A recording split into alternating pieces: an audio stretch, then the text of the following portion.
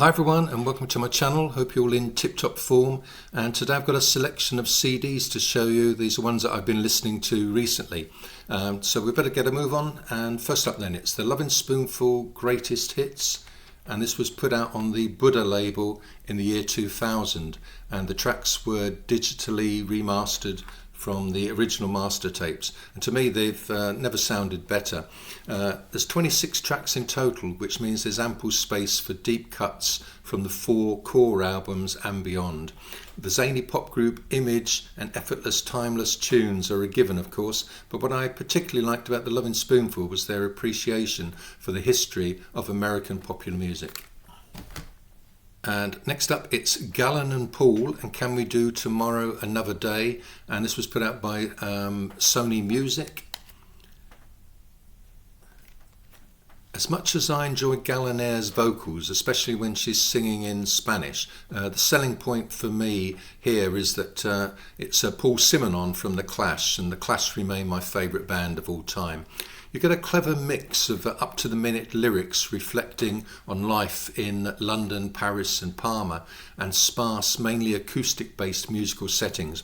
I can imagine Paul's old mucker, Joe Strummer, being thrilled and inspired by the ska, gypsy jazz, spaghetti western and classic Latin ballads which are on display on this album.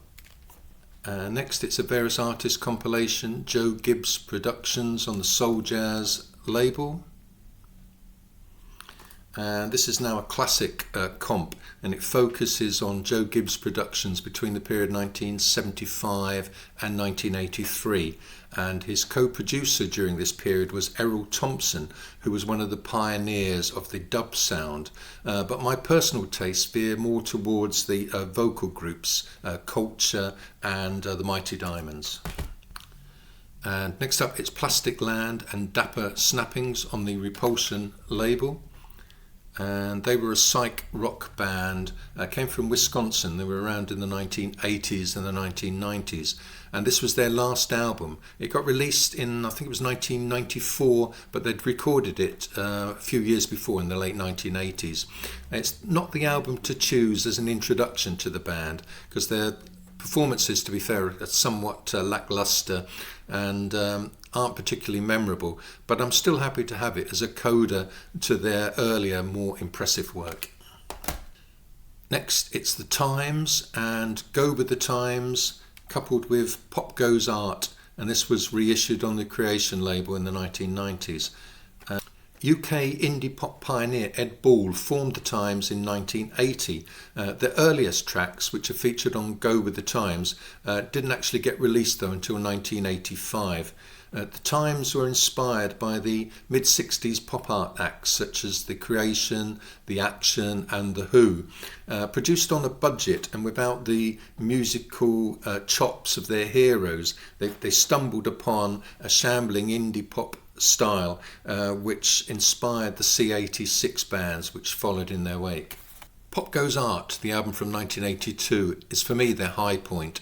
Picture Gallery and I Helped Patrick McGowan Escape are kitsch, but at the same time affectionate tributes to the mythical swinging London of the 60s.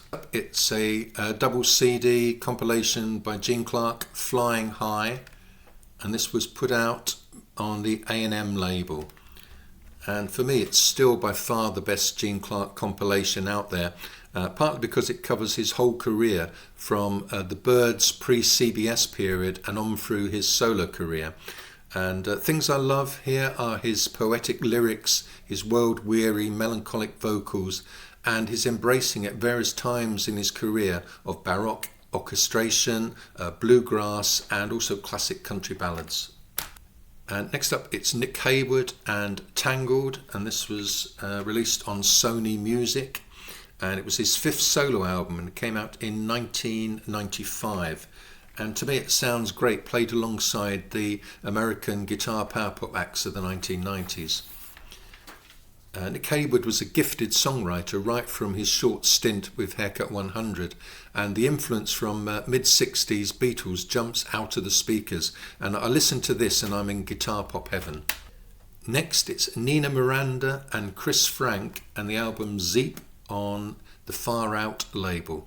I can remember picking this up as a blind buy at a record shop chain which was having a closing down sale. Nina Miranda's a Brazilian singer-songwriter, and as far as I know she's still around on the scene and recording and playing live. She and guitarist FRANCK recorded Zeep in 2007, and they were inspired by 1970s Tropicalia. You get a mix of Brazilian and UK based musicians, and they produce a danceable and funky sound, which to me sounds fairly authentic. Moving along, it's the debut album by Velvet Crush, In the Presence of Greatness, which came out on Creation. Although Paul Chastain and Rick Menck had already been around for a few years in their previous bands, Choo Choo Train and the Springfields, they finessed their previously indie pop sound into a bit more slicker pop rock sound for their Creation debut. And next up, it's Surfin' Round the World, Bruce Johnston, and this was put out on this Sundazed label, the reissue, but it originally came out in 1963 and recorded 2 years before Johnson joined the Beach Boys. The vocal tracks Down Under and the Hamptons could easily fit onto an early surf-based Beach Boys album. And the more rocking instrumentals, Biarritz, Virginia Beach and Malibu, have an appealing rawness in the guitar sound, but overall this is a far from essential album. Next we've got ELECTRAFIXION and the album Burned on Warner Music, and this is Echo Bunnymen rebranded in 1995, led by Ian McCulloch and Will Sargent. With the new band name came a new sound. It's a more straight ahead guitar rock sound with McCulloch's vocals quite low in the mix. The album becomes quite samey, but it's definitely right for reappraisal. In fact, it's being reissued next month, April 2024, on vinyl for Record Store Day. Now then, we've got the Rooks and A Wishing Well on Not Lame. The Rooks were a New York-based power pop band from the 1990s, and this is their second album, or third if you also include a split release that came out. And these are Beatles-esque songs and arrangements with slightly anonymous lead vocals. So Meditation, for example, has guitar sounding almost like a sitar. Drag of the Month has upfront trumpet, and India has touches of mellotron. For me, it needed a few more up-tempo pop numbers like Girl Cried Nico to stop the album plodding before its end. And next up, it's the self-titled debut by James Taylor, and this was put out on the Apple label and came out in 1968. Like a lot of Apple releases, the producer, in this case Peter Asher, didn't know when to stop tinkering with the production. Asher probably thought that if he kept adding instrumentation, eventually some of the Beatles' magic might stick to Taylor. Sadly, Taylor's swamped by the production. Over busy drums and too much keyboards feel out of sync with the vocals.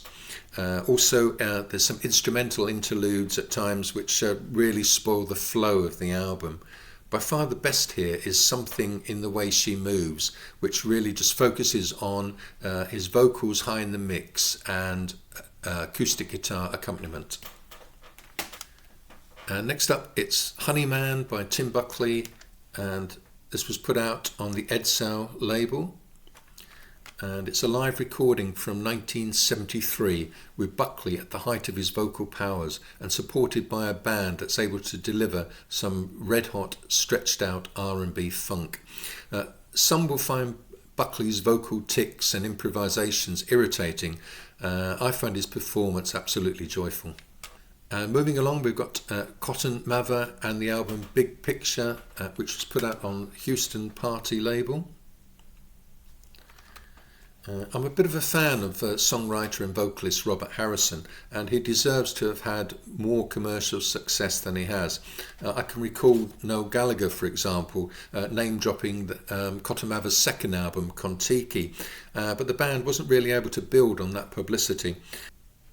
Of course, Cotton Mather used the Beatles template as their starting point, but the strength of the songwriting means this can stand on its own 2 feet as an original, engaging and well-paced album. And next up, mentioned him earlier, Joe Strummer and the Mescaleros, and the album Global A Go-Go, which came out on Hellcat. And this was his second album with the Mescaleros. Came out in 2001. Prior to listening to this, I rewatched the Joe Strummer documentary, The Future Is Unwritten, and consequently the album had a more emotional punch for me, realising how positive and passionate Strummer was feeling again after a few years of struggling to find his post-Clash musical persona. The title track, inspired by his world music radio show for BBC World Service, is especially emotional, and Shakhtar Donetsk and Johnny Appleseed are also highlights on the album. Okay, let me know what you've been listening to in the comments below, and I will be back again very soon, so take care.